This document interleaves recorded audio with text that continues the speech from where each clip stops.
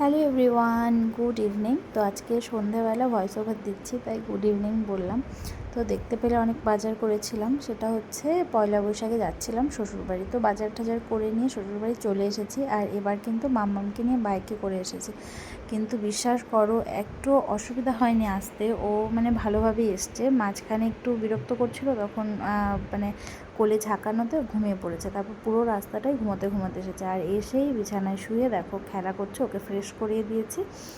আর হচ্ছে আমি এবার হচ্ছে যাব ওই ঘরে। তো শ্বশুরবাড়ি আসলে সেভাবে ব্লগ করা হয় না, আসলে আসি তো মানে যেহেতু আমরা ভাড়া থাকি অনেক দিন বাদে বাদে আসা হয়, আর আসতে না এতটাই সবার সঙ্গে গল্প টল্প করাতে ব্যস্ত থাকি, ব্লগ আর করা হয় না, সেই জন্য তোমাদের সঙ্গে শেয়ারও করতে পারি না। তো দেখো, এটা হচ্ছে পরের দিন সকালবেলা। আগের দিন না একটু বৃষ্টি হয়েছিল, আর পরের দিন সকালবেলা মানে কালকে সন্ধ্যাবেলা ওর ঠাকুমা ওকে জুতো কিনে দিয়েছে। আমি তো ভাবিনি মাম্মাম জুতো পরে হাঁটতে পারবে, কারণ এর আগে ও জুতো পরে হাঁটেনি, হাঁটা শিখেছে পরে। তো ওর দাদুর সঙ্গে দেখো ঠাকুরদার সঙ্গে পুরো রাস্তাটা হেঁটে বেড়াচ্ছে, আর সেই খুশি মানে কি বলবো, ভীষণই খুশি হয়েছে দেখো। তো যাই হোক, ওর এইসব কাণ্ড দেখে তারপর ঘরে চলে এসেছি। মা যাবে ডিউটিতে, আমার শাশুড়ি মা। তারপরে আমি এদিকে রান্না বান্না করব, সকালে একটু সেদ্ধ ভাত খাওয়া হবে, সেই জন্য করলা আর আলু ছুলে নিলাম। তো দিনটা ছিল সংক্রান্তির দিন, মানে চৈত্র সংক্রান্তি। তো হাঁড়ি কড়াই সব আমি মেজে তারপর হচ্ছে রান্না বসাবো। তো তোমরা মানে আমার শ্বশুরবাড়ি কিন্তু এই রকমই ভাঙাচোরা বলতে পারো, কিন্তু আমার কাছে এটাই অনেক। কারণ হচ্ছে যেমন ঘর যেমনই হোক না কেন, শ্বশুরবাড়ি তো শ্বশুরবাড়ি হয়, নিজের বাড়ি হয়, বাড়ি ভাঙাচোরা হোক আর যাই হোক। তবে আমরা এই বাড়িটা ঠিক করছি না, তার কারণ হচ্ছে আমরা কোচবিহারে জায়গা কিনেছি, তো সেখানেই বাড়ি করব। মার যতদিন চাকরি আছে ততদিনই মা বাবু এখানে থাকবে, আর আমার ননদেরও তো বিয়ে হয়ে গেছে, সেই জন্য ঘরগুলো আর সেভাবে ঠিকঠাক করা হয় না।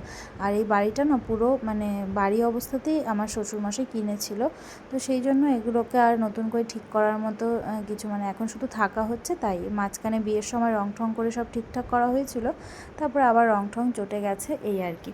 তো যাই হোক, দেখো বলতে বলতে রান্না বসিয়ে দিয়েছি, আর এখন হচ্ছে সকালে খাওয়া দাওয়া হয়ে গেছে, আর এখন আমি রান্না করব এঁচোড়। মা সব সবজি টবজি কেটে রেডি করে দিয়েছে, আর আমি এদিকে দেখো মাছ ভেজে রেখেছি, এদিকে পাট শাক করলাম, আমার শ্বশুরমশাই ভালোবাসে। আর এদিকে হচ্ছে কাঁঠালের এঁচোড়, মানে পাশের বাড়ির কাকিমা দিয়ে গেল, বলল বৌমা এসেছে রান্না করে খাওয়াও। তো যাই হোক, মাকে বললাম আমি রান্না করি, আমি তো এঁচোড়টা এর আগে সেভাবে রান্না করিনি, সেই জন্য। তো আমি রান্নাবান্না সব করছি, আর সব কিছু মাই গুছিয়ে টুছিয়ে দিয়েছে আমাকে, আমি শুধু রান্না করছি। তো কি কি রান্না করছি সেগুলো তোমাদেরকে সব পরে দেখাবো। আর মাম্মাম আছে ওর ঠাকুরদা ঠাকুমার সঙ্গে, আসলে এত অনেক দিন বাদে বাদে আসে, আর এখন তো মানে সব বুঝতে শিখেছে আস্তে আস্তে, বেশ ওর ভালো লাগে আর কি। দেখো এই যে এই মাছটার আবার চচ্চড়ি হবে, ছোটো মাছ। আমার শ্বশুরমশাই মাছ খেতে ভীষণ ভালোবাসে, তো দেখো কত কিছু আজকে রান্না হয়েছে। তারপর সন্ধেবেলা চলে আসলাম একটু বাজারে, দু একটা জিনিস কেনার ছিল, সেই জন্য। তো বাজার টাজার করে বাড়ি চলে এসেছি, আর এসে এই যে এই জামাটা মাম্মামকে ওর ঠাকুমা পয়লা বৈশাখে দিয়েছে, কিন্তু ও আজকেই পরে নিয়েছে, আর পরে কিন্তু মাম্মামকে বেশ ভালোই লাগছিল। আর রাত্রেবেলায় দেখো ঘুম নেই, আমাদের সব কাজটা শেষ, মা বাবু ঘুমিয়ে পড়েছে, আর আমরা এখানে মাম্মামকে ঘুম পাড়ানোর চেষ্টা করছি। আর ঘুমের আগে ও একটু কীর্তন শুনতে ভালোবাসে সবসময় বরাবরই, তো একটু হরে কৃষ্ণ নাম শুনছে, আর আমরা দেখছিলাম। তো এবার মাম্মাম ঘুমালে তারপর আমরাও ঘুমিয়ে পড়বো। তো সারাটা দিন এইভাবেই কাটালাম, তোমাদের সঙ্গে ছোট্ট একটু করে শেয়ার করলাম, কেমন লাগলো অবশ্যই জানিও।